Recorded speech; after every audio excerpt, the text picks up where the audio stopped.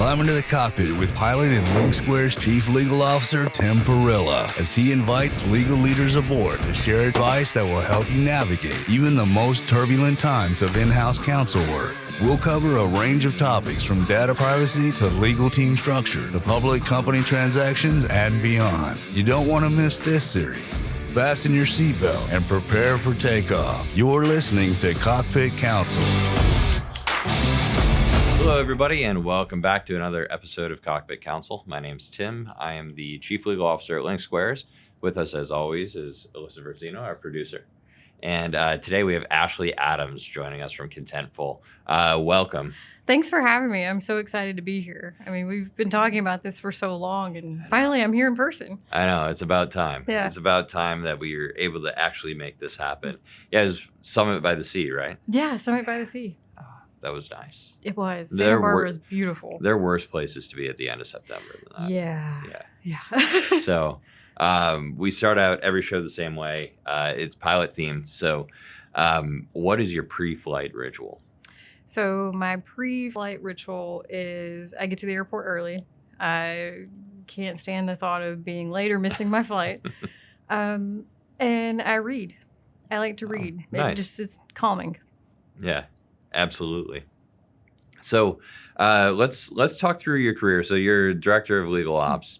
Let's talk through your career. What brought you to the role that you're in today, and specifically into legal ops, and what were you doing before? So I'm sure you've heard this before, and a lot of people say this. I ended up in legal ops by accident. Sure. I think that's a common theme. So I had been legal adjacent pretty much my entire career.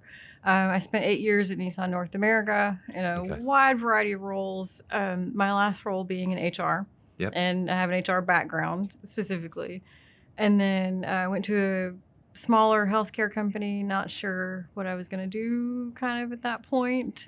And I saw a job posting at Asurion for a legal ops manager. I'm like, oh, I can do this. Yeah. And so I applied, and I guess the rest is history. That's awesome. That's awesome. So how long have you been in the role? So I have been in legal ops about 6 years now. Okay. My nice. current role, 3 years. This week, actually. Awesome. Congratulations. Thank you. That's a long time in legal ops world, right? Yeah. It's a relatively still emerging practice area. Yeah, and it's such a green field of opportunity. Yeah. And so there's no defined way it should look, which is really fun. How did you? So let's talk about your transition into a legal ops role. Just tell me about your first 30 days, 60 days. What was the idea? Like, what did your hiring manager have in mind for you, and how did that evolve and morph over time? Going into my first 30 days at Asurion, it was more about getting to know the team. Asurion's legal team was rather large, and so there was a lot of pain points. And I'm one person, I can't solve them all, obviously. But I sat down, I had conversations. Tell me about your practice area. Tell me what you do. And just got to know them. And by listening, asking questions, I was like, oh, there's a pain point that could be solved. Oh, there's another one. And by listening and learning, that's really how I spent my first 30 days. And then kind of took it from there, building out, processes and ideas and, technologies that we were going to implement. Right. And was that a direction you were given, or was it just sort of like, okay, we need your help, go figure out how to help us?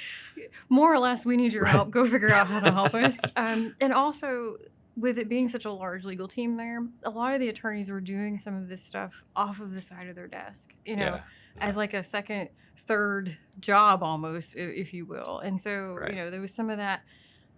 Let me help you. Let me take some of this off of your plate so that you can go back to doing the things that you should be doing. Yeah, exactly. So how did you, obviously getting up to speed, new company, new work, new subject matter area for you? How did you figure out what you wanted to take off their plates? Because I'm certain they were all like, please do this, right? Yes.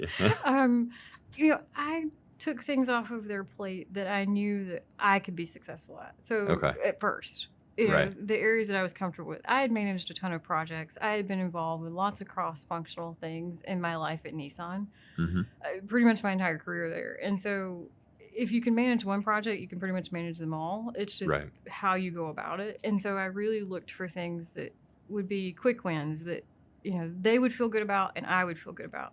A good example would be like automated NDAs. Yeah. That was actually one of the first things I tackled. Yeah. Was how do we make it easy to do an NDA? Right. Exactly, because everyone always wonders, why does it take so long to get an NDA? Right. And the answer is usually because the lawyers are doing all sorts of other stuff Yes. instead of working on your NDA. Right. And it's Right. just an NDA, to be honest. That's exactly it. It's like, oh no, there's tons of language. Really, you got to no. We're just not even thinking about your NDA. It's not really that interesting, to be honest. Trying to figure out if somebody else will do your NDA. Yeah. Yeah, that's awesome. So, looking at that automation aspect, obviously, like identifying those areas where technology can help you, things like that is really important. Love to hear from you a little bit more about the people side of things. Like, how much of your focus was really like in building those relationships, not only within the legal team but also across the business? It was 100% that. Okay. You cannot be successful in this role without starting with the people first. Right. And building those relationships. It's almost one of those you don't know what you don't know, especially coming in for the first time. Mm-hmm. You could have managed 100 projects, but everybody and every team is different. And so if I come in and I'm like, oh, hey, Tim, let's get down and do this project on implementing equity management platform. Right. You're not going to be interested in doing that with me. Like, Yeah. I'm going to come in, let's get to know each other. I want to know about your dog, your cats, your wife, your whatever, and Right. and let's take it from there, and then we'll work on the other things. Yeah, exactly. It makes it a lot easier to interact effectively with people if you treat them like people. Yeah. Right. Shocking. Yeah, shocking, Right? I know. So we touched on it a little bit earlier. Legal ops, relatively new field, and you've progressed in legal ops. How big is your team now? Your legal ops team. Oh, there's 2 of us plus working student. Okay, So- cool, nice. And broadly, the overall legal team. Our team is 18 in Okay. total, so not nowhere near as large as the one that I came from. Right, So- right. Well, that's still a big team. Mhm. Like when I left DraftKings, I was about the size of between legal and government affairs. It was about 18 Okay. people. So I mean, it's a sizable team. I mean, it's obviously not as No, big it's not as- 200. Yeah, exactly. How did you start to realize that there was a true career path for you here that you wanted to chase? Because it's so unknown, and Okay. I could make it my own. Yeah. And I really like pretty much every job that I've ever had, no one's ever done before. That's So awesome. I've gotten really lucky in my career that they're like, "Hey, there's this thing. Can you go make this thing happen?" Yeah, sure. I'll make it happen. And so that's exciting because every day is so different in legal ops. It's not doing the same thing over and over again. And not that there's anything wrong with that, Right. but if you thrive on building and you thrive on kind of creating your own path, legal ops is the way to go. Yeah, exactly. Well, I know for myself, like the legal ops hire that as soon as we can, we get to the size where we need to make a legal ops hire where we have the ability to do so. Like the last thing I would want to do is prescribe what I think it should be, because it's kind of like, well, if I already know what it should be, why am I not doing it? Yeah, why don't you already have it? Yeah, exactly. It's like, oh, well, maybe the answer is understaffed, right? That could be the case. But largely, I think most legal leaders go into it and say, I know that I need help with process. Mhm. What process and how? Yeah. Right? And identifying like how to get those quick wins, I think is really important. But that's where for me, I would just throw it on you. Yeah. Right. Well, and I think too, you have to have a leader who believes in it. Right. Because being in a place where you think you need something, but you don't really believe in it as a leader, sometimes that can be a little hard for the person coming into the role because they're stuck in this place where they want to do all these things, but you're not getting buy-in from everybody else. You're not helping champion this person Right. along. Yeah, exactly. So when you come into this role and you're particularly cross-functionally, right? So obviously it's one thing to get in and get the legal team all on the same page. Everyone's like, yeah, we'd like for you to do that, right? Probably not a ton of pushback, Not but normally, no.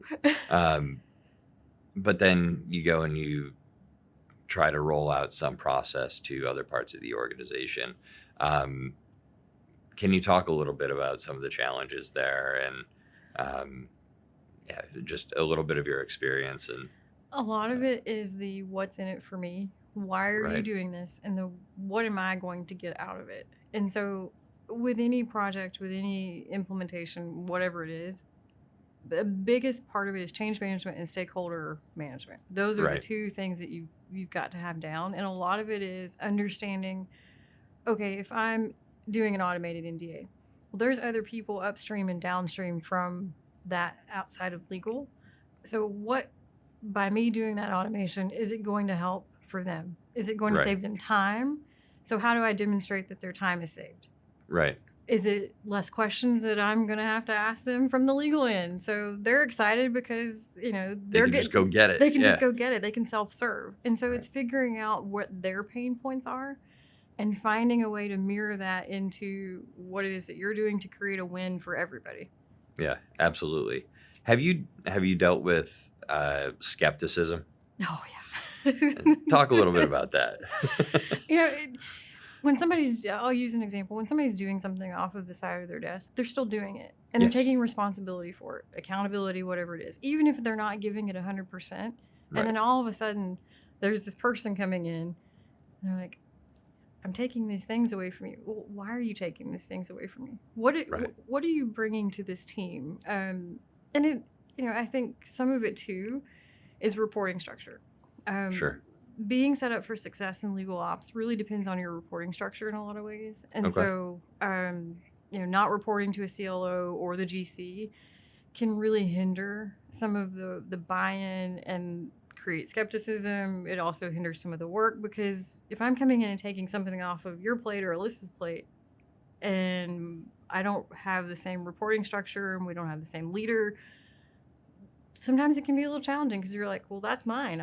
I'm doing automated NDAs. You're not taking that away from me. And even if I'm not doing it at 100%, you're still taking it away. Right.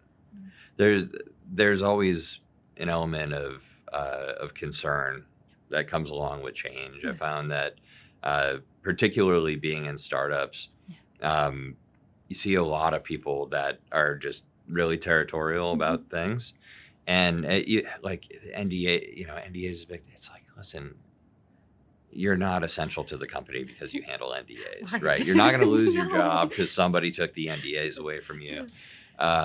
Like usually there's a reason for it, and it's like the smaller the company, the more hats everybody wears. Yeah. But as you grow, you just can't adequately do 5 different jobs. Maybe you could early on because there wasn't enough volume there for it to be a full-time It's job. not sustainable. Yeah. You're going to burn people out the more they try to take on. And so over time, you have to create these niches like legal ops, but there's also marketing ops, there's people ops, there's other functions who have been doing a lot of similar type work operationally a Yep. lot longer than legal has. We're a little behind the curve, if you will, in this thought process, but you can look to these other functions and say, oh, there's finance ops, there's marketing ops, and they're doing a lot of this work. Let me point to them. Let's have a conversation, and maybe you'll feel better.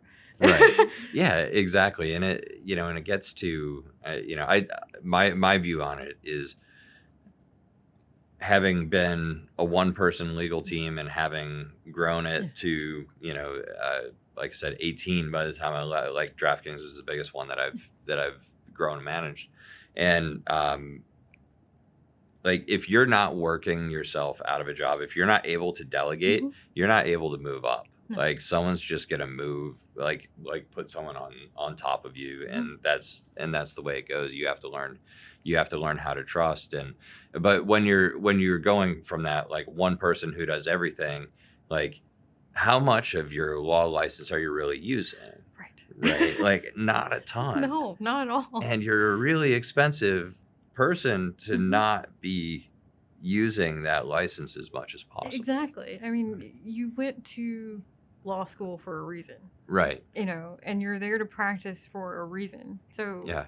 yes, while these other things sometimes creep into the scope of your work, you're still hired to do privacy, or you're hired to do, commercial contracts or whatever it is. So let's find a way so that you can go back to doing that, because that's Yeah. what you went to school for. Right. Exactly. And hopefully you enjoy it. Right.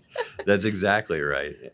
I always joke half joke, like part of me really would love to just be able to sit down and have like a queue of contracts, or I'm just like, I'm going to do contracts all day long, and I miss it because I really enjoyed like a lot of the commercial work that I did. Now Jonathan won't let me do it. So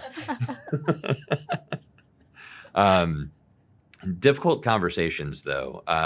What tips do you have for listeners around, if you're just having trouble getting through to someone, whether it's on the legal team and getting that buy-in? What, you've tried to build a personal relationship, and maybe you have successfully, right? At least to some extent. But you're still just struggling to get these people to change their ways and really buy into the future that you're creating. How do you navigate that? Most of the time it's not you. So I always try to go at it from the don't take it personal.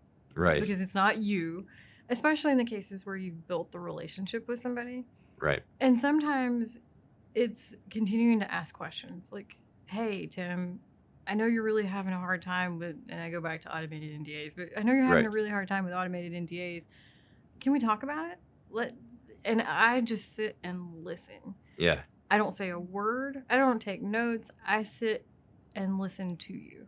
Right. And sometimes I get good information out of just having that listening conversation.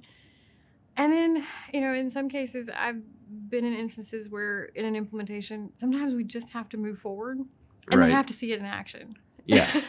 Yeah. And once they see it in action, they're like, oh, that is what you were trying to do. That makes sense. Okay. And I'm with you. Right. Like the light bulb goes on. The light bulb goes off. But most of the time, it's the don't take it personal. Like, it's just not you. It's something within them that they're working through. Yeah, exactly. And, I think there's an element too of there's always an element of job security that most people have. Like if for absolutely no other reason, like you want to be responsible for a lot of things. You want to be valued. Yeah, exactly. You want to feel important in some ways, and that what you're bringing to the table is seen by others and recognized. That's right. That's right. And when you're in charge of it, yes, it's like, okay, like it's my baby, it's my puppy, I own it, right? Yeah.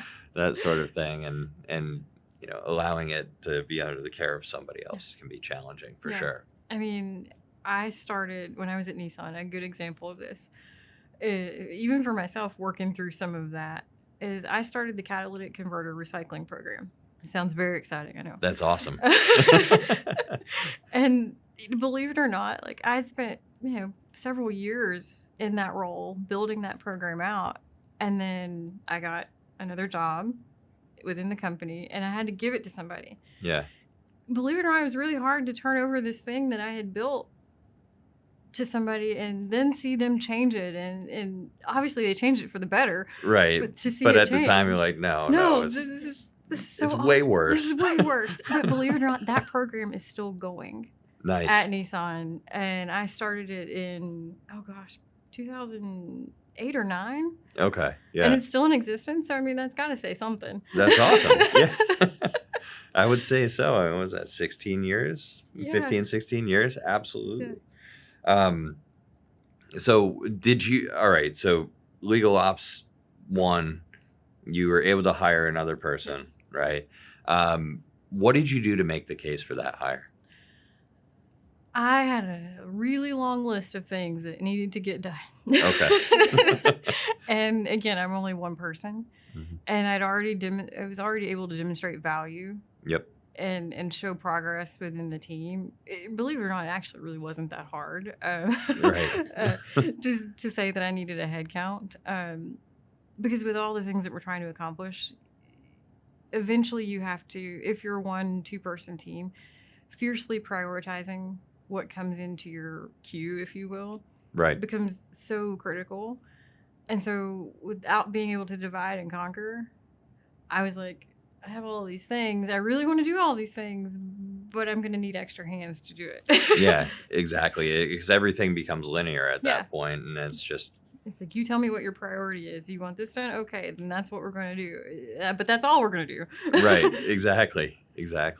So being part of a lean team though is also teaches you a ton of valuable lessons. Can you touch on just a couple that makes you happy to be a part of that lean team? Working agile. Yeah. Doing things in quicker bursts of work, but also I think there's an element of learning to fail as a part of that, Mhm. and being able to pivot faster. We're There's in a lot to be said for failing fast. there is, and there's a lot of lessons behind that, and we're in the middle of a couple of things that we're working through as a team, in terms of implementation, in terms of process change, and we're really embracing being innovative, being creative, think outside the box, and let's try something. Right. Let's experiment. But I also have the buy-in of my leader, my CLO, that really helps drive the rest of the team. So if I'm getting some friction, I can go to her, and then she'll help me say the things that I've already said, but she'll back me up in that, which is kind of nice. Yeah, that's always helpful. Yeah. Yeah, I mean, I know you had mentioned it earlier, but having the executive level buy-in on it is really important. And because, I mean, no matter what, anytime you try to introduce process, there's always this friction. And I mean, I even deal with it a little bit. And, my legal team is me and 3 others. Yeah. And so it's a small team, but like there are things that I've pushed and had resistance on. I'm like, trust me, like this is like, I know it's a pain in the butt, but this is what we need to do. And here's why. And like being able to articulate that is important. But if you don't have the exec buy-in, especially with a group of lawyers, you're just trying to swim up the river, and it's not effective. No, and I mean, I said it last week to a group in the middle of the implementation that we're on, and I was like, we have to be uncomfortable. It's gonna hurt, I know, but we just have to be uncomfortable with this because it's not gonna be perfect. Yeah, nothing ever is. But I promise you, if you trust me and you trust the team, we're gonna see all of the things that we've talked about, and the efficiency gains, and your life's going to be better, I promise. You just got to trust me in the vision. Exactly. It's the growing pains, right? Yeah. Nice. And you're very passionate about people development and team building. So I guess we can start with the team building, since that's the topic we're already on. But so do you have any best practices or tips for people listening that are building out a team, maybe starting as a lean team and thinking about how to make it work from there? So I would start with think about your immediate needs.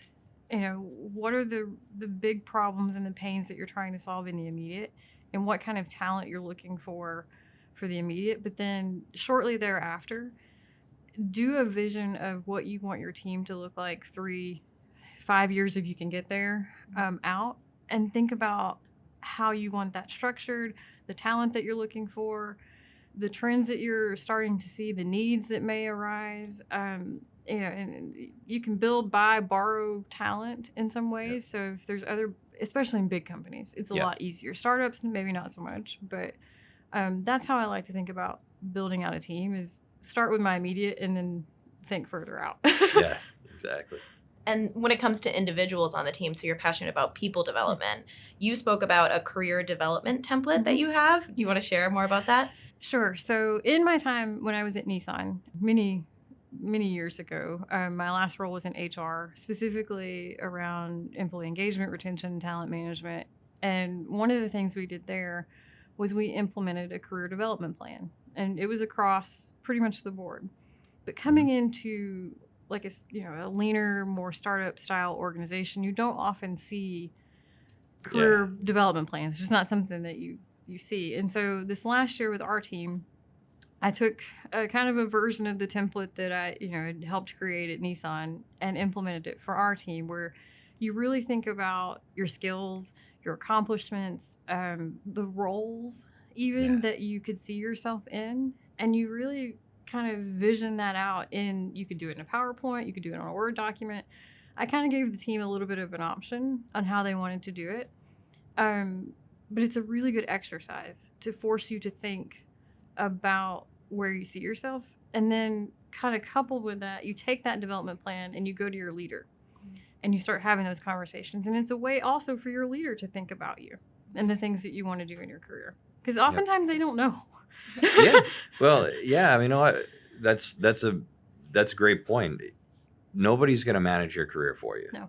Right. But at the same time, I do think it's important for leaders to understand a framework, right? Like that career pathing template is so important. And, I think more and more people in organizations are starting to realize that earlier and earlier. So you always get, especially in startups, you're like, okay, like this person was the first whatever and is, now a VP level. But then we brought in people who are like actually VP level. And like there's just no clear definition of the seat separate from the person. And that like those career pathing guides or those like leveling templates and things like that help you to set the parameters for the requirements to be in the seat and take it away from that person. Like not take the analysis away from that person, right? It's like, okay, now that person may be in that seat. What do they need to do to stay in that seat? I mean, the other thing that we did as a part of that exercise is we did a skills matrix with the team. So we had, I took a random list of skills and we did a little bit of a survey. And then, that's a way for not only the other leaders on the team, including myself, to see, okay, Alyssa, you may be doing commercial contracts today. That may be your job, but you have experience doing GDPR. You have experience doing intellectual property. If those projects come through our door and we have an opportunity, I can come to you and say, hey, we have this thing with GDPR. Would you like to work on it with this other person? So it builds you out this way. And growth and development and careers are more about building your skills and not so much about the promotion in some ways, especially in startups, because there's not always a promotion. Well, yeah, exactly. You get smaller legal teams and really or you get to a certain point where it's like, well, all right, you're second in command. Like there's nowhere else to go. You're either going to take the top role at some other company or you're waiting for the person above you to leave. Right. Right. There's just, that's your career path is you hit the top of it here. And it's tough in legal teams. Probably much more so in a legal team than it is in maybe other parts of the org. Yeah. Just because oftentimes you're not getting to AGC or GC unless someone vacates that role. Exactly. Or you're taking on other people leadership responsibilities, or you're being stretched a little further than you might otherwise would be, and so that's how you end up getting those titles. But oftentimes it's, I'm waiting for you to leave. Right. Exactly. Yeah, and we spoke about it also when we did a little prep call. But so how do you think about lateral moves, and what advice would you have for listeners? Take them. Lateral moves are one of the best ways to develop yourself and develop your career. I've taken several lateral moves, and I couldn't have been happier about the experience. It's when you stop thinking about career progression as just moving up the ladder, and it's the holistic side of it, and you're building yourself, you're building your skills, you're learning from new people. taking a lateral move is a great way to do that. And in bigger orgs, it's a lot easier to do, than it is sometimes in a startup situation. But even if the opportunity arises where you can job shadow, say you're in a startup and you can go job shadow, say somebody in finance, take the opportunity. You will learn so much. Yeah, absolutely. Definitely. And so what advice do you have for somebody earlier in their career? Maybe it's their first leadership role. Get a coach. Seek out, mentorship. Seek out a professional coach. I've had several coaches throughout my career, and they have been a huge help to me, especially when I first started in leadership roles. I didn't know what I was doing. I mean, I had an idea, but it's always helpful to have somebody build you. Champions, mentors, coaches, I can't say enough good things about how they can help you because they're outside of your day-to-day. They see things that you don't see because you have your blind spots. Yeah, that's good. That's very helpful. And what about any tips for somebody that already has a team and maybe they feel more comfortable with leadership, but they're struggling with creating like an effective, positive environment? So one of my mottos, and I've had this motto for years, is let's put our positive pants on. It's so easy with anything, but especially in a lot of the work that we do, to get kind of bogged down into the negative. But there's always something that you can find that's positive, even in the negative. Like if you're having difficult stakeholders, there's still some positive. So what I like to do is I stop the team. I'm like, okay, everybody, let's put our positive pants on. Tell me one thing about today, about this project, about whatever it is that's positive. And it can be something so simple, but it's such a good way to turn it around. Yeah. I even made magnets for my team. I love that. Especially if you're like in the middle of a bad day and like you have a magnet. Be like, a magnet. Okay. Because it's like, I know she's right. Yeah, and that's the thing. Like, but I want to be mad for a little while. Yeah, and it's okay to vent. Like, I mean, there are those moments where you just need to vent and get it out. Yeah. But at the same time, like, come to me with some solutions. Right. Like, I'll listen to you, but back it up with a solution and something positive. That's awesome. Yeah. You just have to break the cycle with the magnet. And also, like, what we're doing is not rocket science. It's not surgery. We're not in a hospital. Laugh. Have fun. That's another way to build positivity. Like, if you can't laugh at some of the things that we see on a day-to-day basis, like, you need to be in another line of work.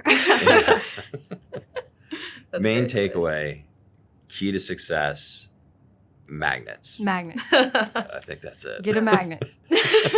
I love that. Awesome. Well, we end every episode with some rapid fire questions. So first, what is your hot take on legal ops? Every company needs it. It's just as important as HR ops, finance ops, marketing ops. Every legal team needs a legal ops. It's super critical. And it's not going anywhere. Yeah. So it's only going to continue to grow. What is your number one tip for managing talent? So I like to do something, and I kind of alluded to it just a minute ago. We'll call it the CCLM. Coaching, connection, listening, and mentoring. That's my biggest thing on building talent. You have to coach. Sometimes you have to be a mentor. You have to help them find a mentor. I think listening is probably the biggest one out of all of it, but you have to listen. And then you got to connect. I mean, people are first, and that's how you start. What is the best leadership advice you've ever given or received? The best piece of advice that I've ever been given is don't be afraid to take a risk. Get out of your comfort zone because it will kill you. What's a charity that's close to your heart that our listeners should check out? So pretty much every city has a chapter, but the Alzheimer's Association. My grandmother, who I love and adore, she just turned 85 this past week, so happy Congratulations. Birthday. Happy birthday, Granny. She was diagnosed with Alzheimer's 7 years ago, and it's been a little bit of a challenge. Sure. And so it's been a learning curve for all of us. Thankfully, she still knows me and a lot of the other members of the family, but she's definitely in the latter stages. Yeah. And so with all of the research and things out there around Alzheimer's, there's still so much unknown. Right. And again, it's another one of those, we haven't quite figured it out yet. So I would encourage the listeners to participate and get involved, because believe it or not, Alzheimer's touches a lot more people than you'd think. Yeah. Yeah, absolutely. Well, we'll connect and we'll get specific links from you, so make sure that we're promoting that out and try to get as much exposure as we can. Thank you. Thank you so much for joining us. I'm glad that we finally were able to sit down and do this. This is awesome. Me too. And I feel like we could talk so much longer. So we may have to do a part 2 of this. Hey, everybody listening, watching, get ready for part 2. Thanks, everybody. We'll see you next time.